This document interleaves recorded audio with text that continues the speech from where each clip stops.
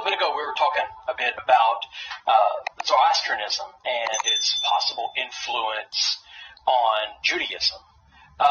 And so I'd like to ask you, what in the Old Testament, in the Jewish Bible, points you in the direction to a Persian origin, or at least influence of the Jewish scriptures and these ideas that we find in Second Temple Judaism?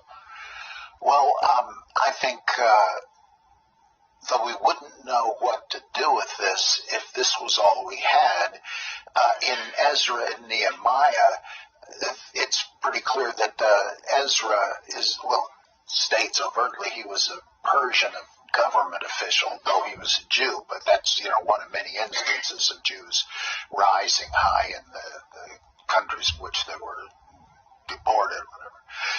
And he consolidates Judaism back in the Holy Land under the notion that we in the Persian Empire are your friends, and we're going to bankroll you rebuilding your temple, and we're organizing your scriptures for you. It says that Ezra came back to Judea with the law of God in his hand. And people wonder, what is that exactly? Is it the Pentateuch or what? And probably was. Then they had these local readings of it with guys with copies at podiums all over the place reading it out. No microphones, of course, so they're just with limited groups reading out the Torah. This seems to have been read back into the time of the mythical Moses, where he acquaints the people with the Torah and says, well, what do you say? Are you going to sign on for this and be the people of God? They said, yeah, okay.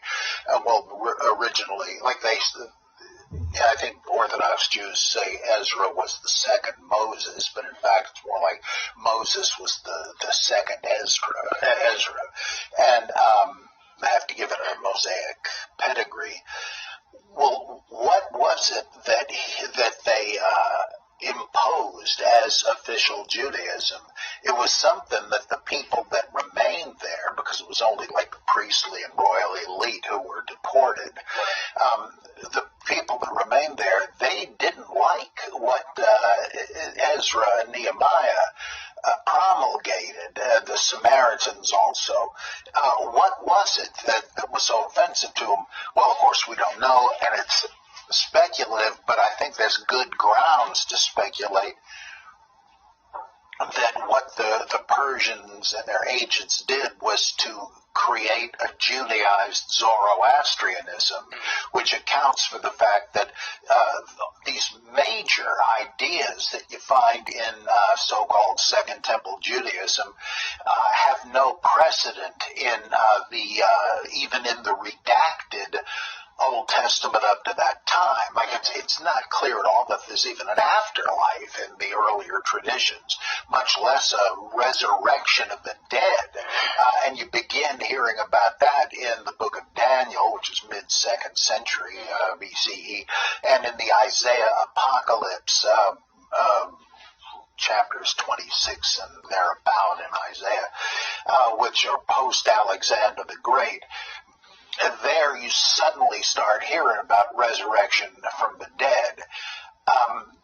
The change in the character of Satan, who earlier on is simply the Satan, the adversary, meaning he's the prosecuting attorney and the security chief. He questions the loyalty of God's favorites because he doesn't want God to be made a fool of. So that sees Job. Hey, you ever seen my servant Job? He's pretty darn good, isn't he? Well, yeah, but come on, don't be naive. He gets all these fringe benefits from you. Of course he's going to kiss your butt. And he says, well, all right, let's test that out. And the whole thing. And he's one of the sons of God. He's God's friend, not God's enemy. Yeah. And the same thing with David in the census and with the high priest Joshua later on. there's no hint of him being evil. And indeed, throughout the whole New Testament, he retains that character as God's champion. He tests Jesus says in the Last Supper in Luke, Satan has demanded to sift you all as wheat. The disciples, well, he's demanding it. Well, it's his right because it's his job. Are these guys worthy of the dignity that Jesus is investing in them? Jesus meets Satan in the wilderness himself to be what? Tempted or tested, same word in Greek. And how does he get there? The Spirit drives Jesus there. And so this business, if you're the Son of God, why don't you do this? You haven't eaten in a while. Why don't you, conjure up a pepperoni pizza? Well, not pepperoni, I guess, but, anchovies maybe, and so forth. He's testing him. In fact, the three temptations are based on the three temptations of Israel in the book of Deuteronomy. He's putting Jesus to the test, which he comes through with flying colors. Nothing about an evil devil there. Even the word devil, diabolos, is Greek for the hurler of aspersions and accusations, the accuser of our brethren. In Revelation, insofar as that's what he's doing, he's not bad. They overcome him because there's nothing to accuse them of. They're martyrs and all that stuff. And on it goes.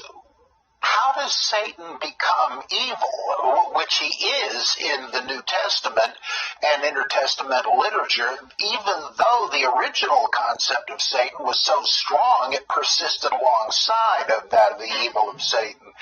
Well, Satan in the Gospels becomes evil only once he's conflated with originally distinct characters.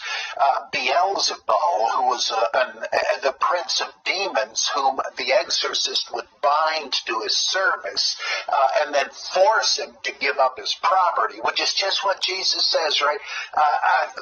You can't despoil a strong man unless you tie him up first. And so Jesus is giving the rationale as to why he does cast out demons by Beelzebul. He's not saying he doesn't. So even there, it's not what it sounds like, but someone has even there connected the two by making Jesus say, I think this is in Q, how could Satan cast out Satan? Why would he do it? Well, the rest of it doesn't say anything about Satan. It's Beelzebul, which is a whole different proposition. In the book of Revelation, he's conflated with Leviathan, the seven-headed dragon, who was God's primordial enemy, whom he slew as in dragons in Genesis. And so once he is conflated with Leviathan, okay, he's God's enemy. And where does Zoroastrianism come in? Well, the utility of having an evil anti-God. Zoroastrianism had this in the form of Ahriman. He was pretty much co-equal with Ahura Mazda, but because of his lack of foresight, he must eventually be defeated by the wise Lord Ahura Mazda. But until then, he's the anti-God. He's wicked. Well, Jews, this is part of Judaized Zoroastrianism. Hey, now we don't have to worry about how God could allow or even create evil, as it says he does in the Old Testament. He's beyond puny, mortal, good and evil. But they said, no. The idea of the holy was being moralized and rationalized. And so now it was problematic that God could be behind evil.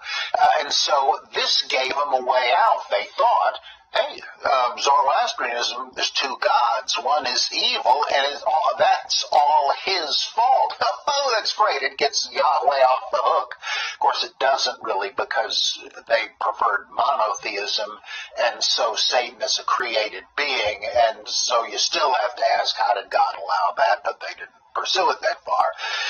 The periodization of history, that seems to be a Zoroastrian innovation. They had the whole thing worked out with the 4 periods of 12,000 years each, and they could tell you what would happen. And the idea of the Seoshayans, or the benefactor, a future savior, miraculously conceived from the sperm of Zoroaster, still living in a lake somewhere, and a virgin who bathes in it gets impregnated. So there's a virgin-born Messiah who will raise the dead at the final judgment.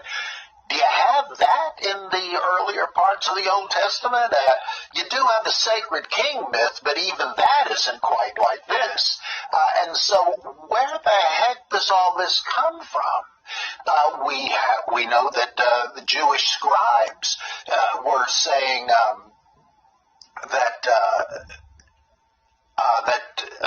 let's see, I'm going to backtrack there, but I better not. That Baruch, the secretary of Jeremiah, was actually Zoroaster. I mean, that is astonishing. And, of course, nobody would say that unless they were trying to graft Zoroastrianism into the Jewish tradition, which was the whole thing with Ezra. And what did and when you come up to the ostensible time of Jesus, where did the Jewish factions fall on this scale? Well, the Sadducees believed none of these things. No resurrection, no angels. Of course, there was this huge angelology that Zoroastrianism brought in. Suddenly, the Pharisees believed in it, but the Sadducees, what the hell? It's nonsense. And all this other stuff they wouldn't accept. You guys are not even Jews anymore. You're Zoroastrians. You're Parsees, Persians, and that's what Pharisees must have meant originally. But like with all these name game things, they eventually say, oh, no, it comes from Perushim. We're the separatists, the Puritans. And, so it seems to me to work out perfectly as an explanation that Christianity comes from Judaized Zoroastrianism and Islam from there. So if you didn't have this thing with Cyrus and Ezra and Nehemiah, there would be no Christianity, no Orthodox Judaism, and no Islam. It was world-shaking when this happened, but that, I think, must be what happened. Yeah. And then you come into some interesting parallels when you start looking at some of these biblical characters. You look at Zarathustra, and upon his birth, King Durin-Surum, heard a prophecy about this new king and needed to go and get rid of him as an infant. And so he goes into his house with a dagger. He tries to stab him, and then, Ahura Mazda comes down and withers his hand, so he drops the knife and he runs off. And so you have this divine intervention to save him from this mad king, which you have something very similar with Moses. And I think, these things, it seemed like a common trope at the time. We have it for Sargon. And Cyrus and Augustus. Yeah. Krishna. Yeah, everyone in the Mediterranean world, was trying to be killed by some mad king at some point or another.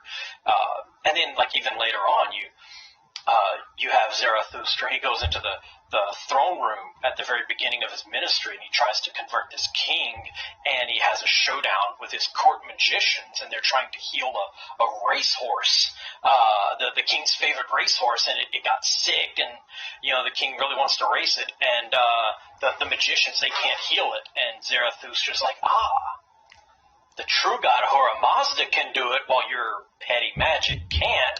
And he shows up the court magicians. And where did we have something like this?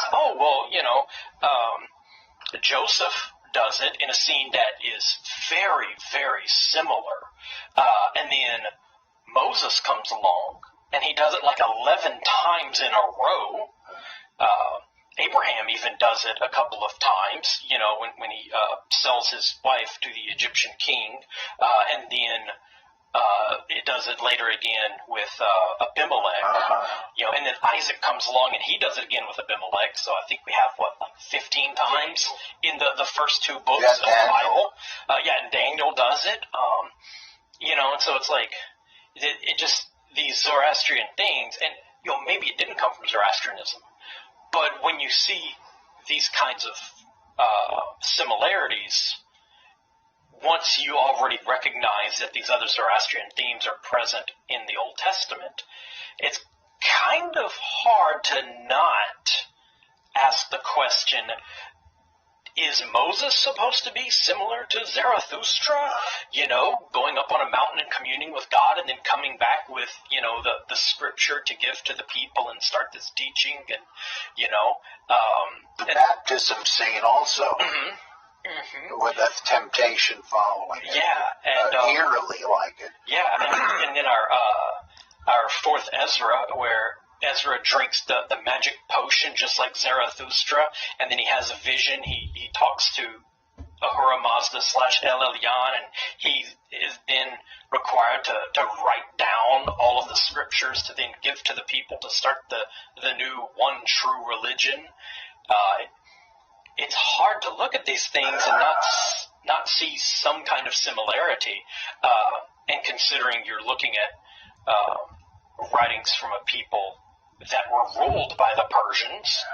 It's like, it's hard to believe. And they're preaching in a temple that was built by the Persians. I mean, they're in a Persian temple. Come on,